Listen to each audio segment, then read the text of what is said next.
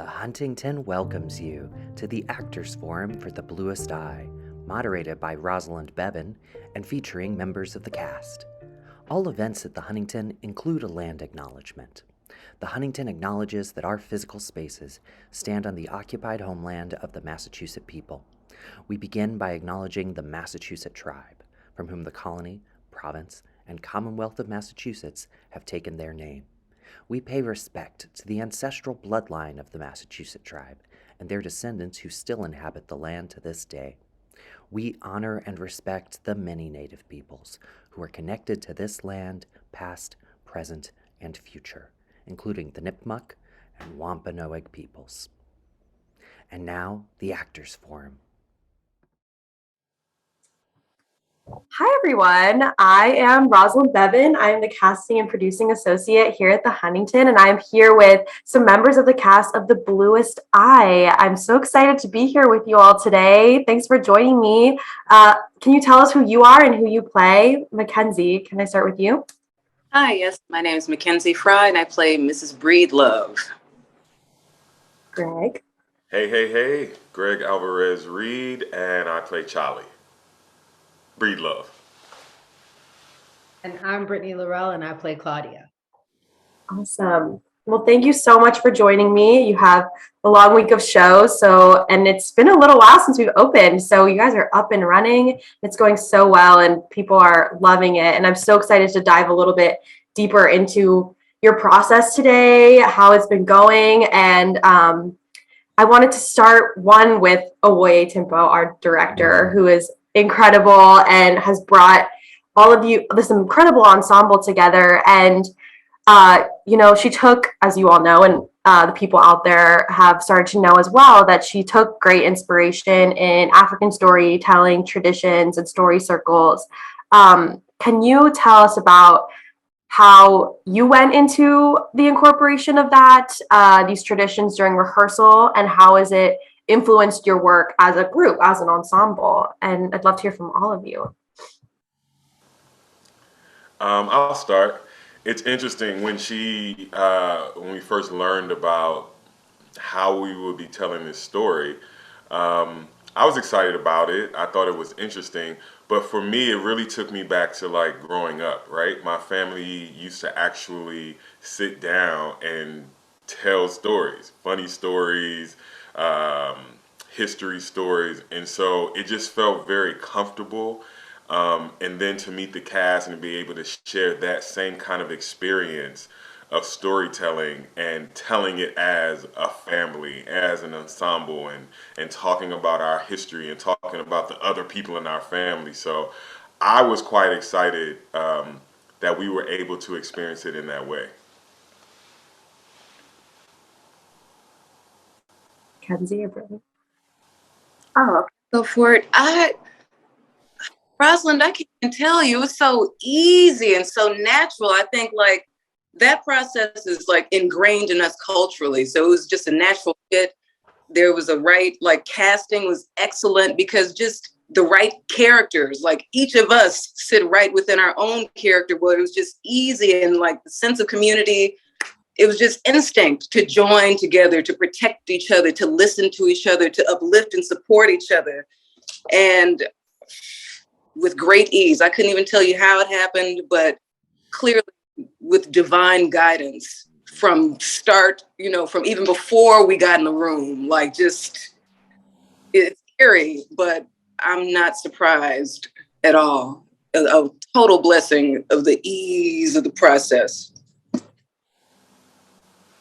Beautiful. Yeah, I was gonna say I agree with that. With what McKenzie's saying, like it definitely felt magical. It was a very quick process in many ways, but we kind of like landed right in it. And yeah, it became less about. I mean, obviously we're acting and we're doing all of our character work and doing those things, but it really became about telling the story and sharing the experience with us, and then allowing it to kind of come to audiences. But it really started with us in such a genuine way, and I think that's the magic. I think that's what people are experiencing, and I think that's what people are connecting to, is that it started with us in a real way.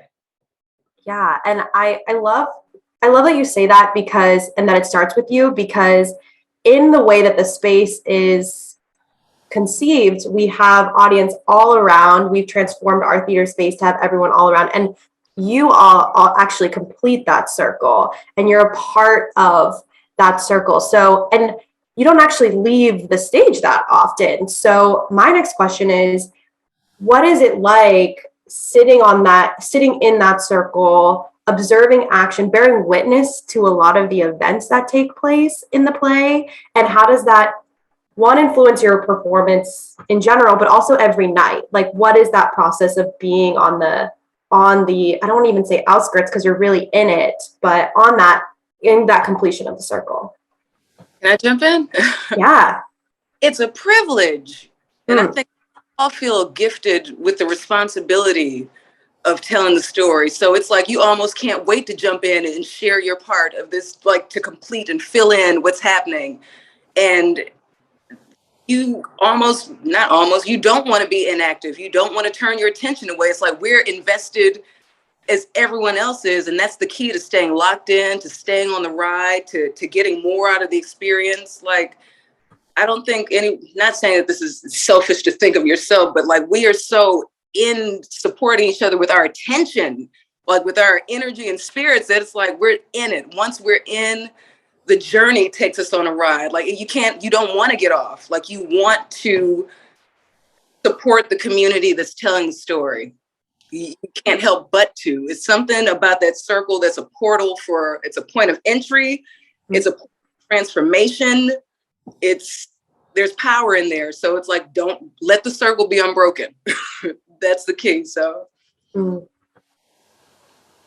I think it definitely adds and enhances to the storytelling to have the audience right there in the middle of it with us. You know what I mean? Like you feel the energy even more, not just from like a proscenium type of situation where they're in front of you, but they're surrounding, you know what I mean? They're in front of us, they're in back of us, they're up top. And so you feel more connected in the message that you're trying to deliver. You know, it doesn't feel separated. It feels that we're all a part of it. And so as I'm telling the story and I'm experiencing, as we all are, that person right there, you're feeling that energy right on your back or right on your side or right, you know what I mean? And so it's a different feeling, but it's a great feeling. And I think it also just feeds me so much. Like I feel like I'm getting so much, especially like in the moments where I am really watching Mrs. Breedlove, like telling her story. And I'm like, it's every moment is feeding the next moment. There is no, especially for me, because I think I'm on stage I think almost the whole time. Yeah. I think it's up for like 2 seconds. So literally so much of what I'm watching everyone do, both their characters and their stories, is feeding what I'm saying next. But also, again, getting to bear witness to these actors acting, like they are giving you moments. And you're just like, I mean, there are moments where I have to be like, right, I'm saying something next. I'm still, you get so caught up. The work is brilliant. Like these actors are working and they're like just doing such beautiful work. So like the actor geek is like I'm living my best life, but I'm also being given so much as Claudia to really, lead into whatever I have to say next or what I'm observing or what I'm feeling. People are giving me so much in that way as well. So it's really beautiful. Right. And that's the thing that also changes every night is it's a new group of people. That feeling on your back that you're talking about, Greg, like that changes, and that's really exciting. And I love that layer too, Brittany-Laurelle, of like your actor self is being fueled by like the athleticism of your cast. And that story does just keep, you're really taken on that ride, that journey, and of that athleticism, but also of the story of what you're saying, McKenzie, of like, we're really in it. There's no blackout. There's no change of moment. It's just it's like, we're on it. We're on that ride. And that circle gives us that. Speaking of movement and circles, and the movement of this piece is, the physical vocabulary of the piece is so much just as much power as the language. And we worked with our incredible choreographer, Kurt Douglas. And I just want to give him a shout out, and Kaden as well.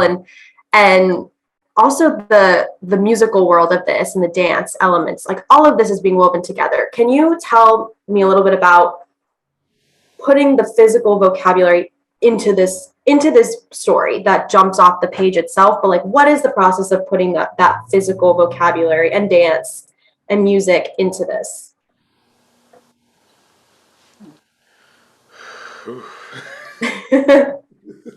Take your time. I mean, it just seemed like, again, one of those things, it just seemed like the natural, like, yeah, that should be a part of it. And this didn't feel like anything that didn't belong or anything that was put on or like some added accessory. I'm like, no, this is, I mean, our folks, our people, musical, song, dance, it's built into the culture. So I'm like, it just only uplifts and enhances and also helps to soften the blow. It helps to give another form of expression, outside language. Like, no, how does this affect just the body, the voice, the movement? So it made sense. It didn't seem like anything put on. That's my only explanation. So I know. And to piggyback on that, when we're all just sitting around telling stories, and what I mean, sometimes it, like you said, it's just the natural progression that if I'm telling a story and I'm explaining something, I might throw a little dance in, or I might sing a song. Oh, you know what I was saying? You know what I mean? And Yeah. It's cultural, and it's just who we are. And so it made sense for it to have the movement, to have the musicality and the song. It just made sense culturally to me. And yeah, agreed. I definitely feel it made sense. And also there were just moments what was beautiful about the process to me was just the layering in. It was like we started with like a certain foundation. You start with text, you start with the research, the dramaturgy, all these things. And then it's like you have this working framework and then this skeletal, and then Kurt would come in with this movement, and all of a sudden you'd see like the scene like kind of blossom in a whole different way. It's like everything just enhanced everything that we were already doing. The music would come in, and all of a sudden it's like, okay, this is getting us from this one state of being to another state of being. Like it's taking us on another part of the journey. Like everything informed what was happening and allowed us to rise to a different occasion.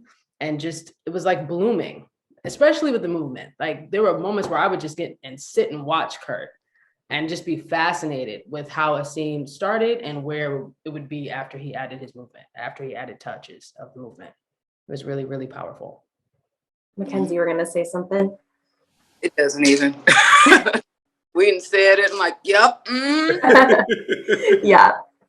And there's something like really magical too about a story that started as a book, and that when you're talking about that blooming of it, of like something that when you read a book, it's all in your head and in your imagination, and the way that that's just like opens up in front of you is like, it's stunning. It's such a cool experience. It's such a rich experience. Yeah. So I have a question so we also talk about this being ritual and healing and community, and that there are a lot of moments of this that are heartbreaking and wrenching and hard to grapple with, and that really are really challenging. And so I want to know, one is you as an actor, like, and also in your performance, in your practice, how do you still infuse joy and healing? And we talked a little bit about community and being in the room with these people, but what is it for you? Like, what's the personal part of that?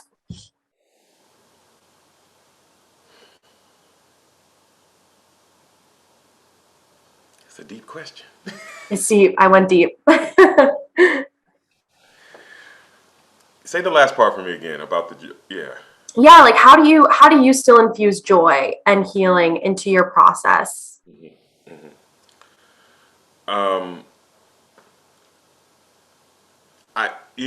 For me, and with Cholly is, I have to just find the compassion. There's this man in this story experiencing some very traumatic and triggering, experiences. And so to just try to find the compassion in his life and try to relate and understand what it means to be a black man in this country, and to be a black man just walking in his shoes. Like, it gives me joy to not judge him, but to be able to tell his story. And I think throughout the whole thing, to be able to tell these people's stories without judgment, and find some kind of relatability and compassion, that's where I tend to try to find some of the joy in it. And know that they are humans, you know what I mean? They are human beings. These aren't just these stock characters that mean nothing. They are human beings. So that's where I try to find some joy. Yeah. I would say the same. I think, if we're living a full life, right? It actually isn't all bad, right? Like, the show isn't all bad. There are moments, I'll speak, as Claudia, where we are little kids and we are trying to figure out what to do. And I think for me in that regard, like in the performance of it, I really try to be present, really present in every single moment.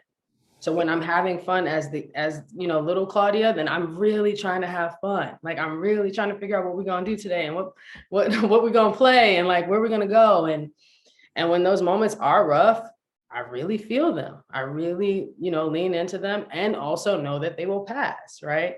And even, when I'm off to the side and I'm watching Cholly and Mrs. Breedlove when they meet for the first time, it does feel magical. It does feel like her dream was answered at first, So when I'm off to the side watching that, I'm like, wow, like, it is sweet. It does feel like, so I guess I just honor those things when I'm really in them. I honor every moment of the process. Outside of that, though, we have fun. We, the actors, make jokes, and we find parts of the show that probably are a little dark. And sometimes we make jokes about those too. So I definitely think we do a really good job of making up songs and finding joy, like even within, the darker elements. We find those moments. We create those moments. We do, Reid, going back to that, not judging, these people came from hard circumstances and they were doing the best they could with the amount of information they had. The communication that we have now, the devices and tools we have, they didn't have then. Like, people were taking what they had and making do, and love was served differently. Like, I'm feeding you, I'm keeping heat in the house, clothes on your back, that's the best I can do. I love you. I don't, may not have the tools to do much else, or the language, or so. Again, non-judgment, and still taking pride in that. Like, and I'm proud that I can keep the clothes on my kids' back and, keep this family together. So, not judging. Human beings, going Greg and Brittany, like, it's not my place to judge. It's my place to find truth lies within me. Like, where do I connect with this? Where can I connect with the humanity and be sensitive about this? Where's my understanding of this? And Yeah. Wow. I resonate so deeply with everything you're saying. And that also, like, in a sense, keeps you going, and you're able to do that every single night.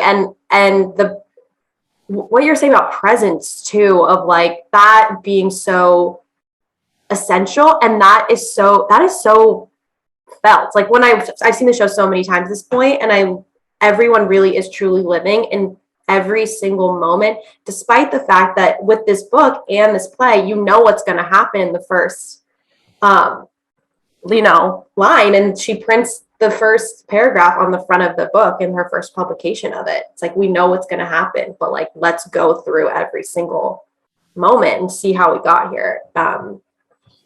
I have just a question for each of you that dives a little bit deeper into your character. And Greg, you kind of already went there a little bit, but I'm so interested in, if you want to dive a little bit deeper in these moments of, because like I said, we do know what happens and what Cholly ends up doing. But what were the moments of discovery and rehearsal and performance where that helps you understand him? And how did Owoye guide you? Oh, wow. Also huge. You can give me just a taste. Um, wow. When was the moment? Um, Actually, the what we refer to as the second assault Hmm. in the play. It's a tough scene. Um, but I remember in rehearsal once, we had done it a few times. I realized, and I was like, this isn't just about this assault. You know what I mean? Like this physical assault. And so each time that we get to that point, I try to go deeper and deeper into where Cholly's mental thought is, or not. You know what I mean? His conscious or unconscious is. I don't want to start just talking and going away from the question, but in rehearsal, working that scene, and Warrior didn't. There was no pressure. There was no, listen, this is how this scene is going to be, or this is how Cholly should be. She allowed us to organically find it, and to continue to grow with it, and to just let it breathe. And so that scene in particular, for me, is where I started finding the compassion and maybe the understanding or the complications or complexity of Cholly. And I thank her for allowing me that space to breathe into it and not putting any kind of anything on it. I don't know if that answered the question. Yeah, that absolutely answers the question, and it speaks to both of you, you and Owoye, of this really really challenging character in this challenging moment, and how there is a way to get there in a way that feels safe, healthy, organic, authentic, and I totally found. Yeah, for sure. And, not holding me to any kind of standard of what a man should be or masculinity or black, none of that. She allowed me to breathe, put my heart into, to this character, and let it be what it would be and what it has become. That's awesome. Thank you for sharing that. And I'll go to you next, McKenzie, Mrs. Breedlove, because we see, like Brittany-Laurelle was telling us earlier, of like when we see her fall in love with Cholly at the very beginning, it's actually not where we start in her journey. We start with the moment, she's talking about giving birth to Piccola. And so you're sort of, well, they all kind of do this, of like they go back and forth on their journey. We don't see it linearly.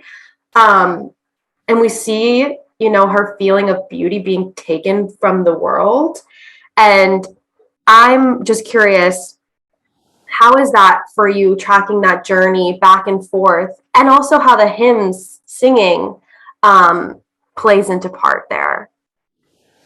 The only thing I can do, the safest thing, is to be honest in the moment, to not jump ahead, to really get on the ride and go there. Because if I'm thinking ahead, then I'm cheating myself and getting out of the way, and definitely cheating myself from what can I find? Because I'm still asking questions. Like I'm still like, what else can I learn by just being present?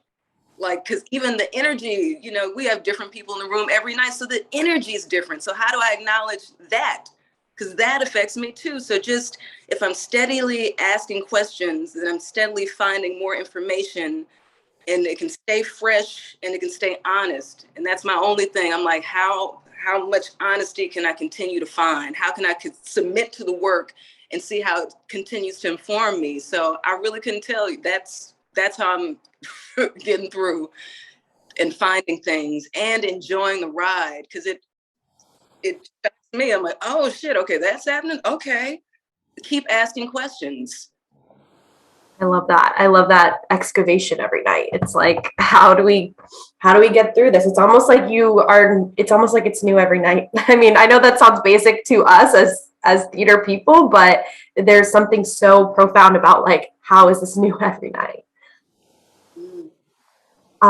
Thank you, Miss Claudia, our narrator, and you and your sister Frida, I love the dynamic so much. And I love that we have Claudia as our sort of guide through the story. You're so compelling and you make it so easy to follow too. And you kind of touched on this earlier about like young Claudia and then like Claudia after she knows things and learns everything.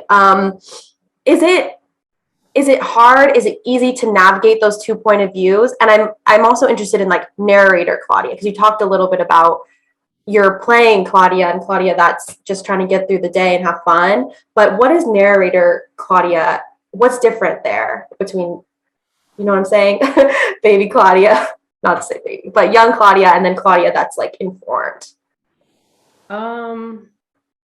So it's interesting. Well, a couple of things. I think young Claudia, in my mind, is a little bit more emotion based. Like she feels very deeply and she doesn't necessarily know how to articulate everything she's feeling. And in many ways doesn't feel safe to, because she feels like her feelings are so different from the other kids, from even her mom where the doll is concerned. Like, so I think a lot of Claudia just lives in the feeling and the whether they're really intense feelings or whether it's just the joy she's trying to find and the way she's trying to, you know, be in everybody's business and know what's going on with everyone and tell everyone's business.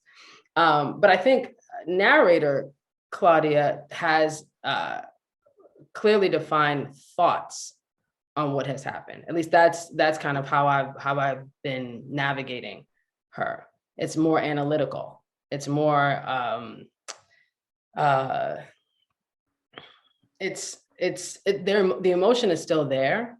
It still feeds a lot of, you know, why older Claudia or narrator Claudia comments on the things that she does. It's still there, but it's almost like truly being a guide and wanting to open things up so that people can see what I see, what I've seen, what I think, and see if they can come to it on their own. Whereas I think Kid Claudia was like, I just feel all these things and I feel like everyone around me, like if I'm just talking about the baby dolls specifically, I'm like, no one else understands this. So I have to conform publicly. Inside, I know what I feel, but I'm just gonna conform. But as the narrator, I'm like, I'm gonna open this door and I'm gonna point out everything that's in here. And y'all are you have to see it. There's no way you can't see it, right? So it's truly taking on the idea of being the guide versus Kid Claudia, who's like, I just have all these feelings and I just don't want to conform to any of this, but I kind of have to, and I'm just trying to get through, and there's a lot happening that I don't fully understand, but I know it doesn't feel right, but I'm navigating a lot of that internally. Yeah. I think that's kind of the way I play between those worlds. I love that. And and I love hearing you articulate it because it's so clear when you watch. And I think even the language too says like, it would be years before I realize X, Y, and Z or something like that. And that also helps us put it in now too, you know, like it might be years till I realize this, or wow, I'm realizing this now as an audience member. And I didn't know this years before, like Claudia didn't know this years before, things like that. So thank you for sharing that. Thank you all so much for joining me and talking about the Bluest Eye and sharing your process and what it's like for you. So I so appreciate it, and good luck with the rest of your run. We'll see you out there. Thank you so much. Thank you. Thanks So much.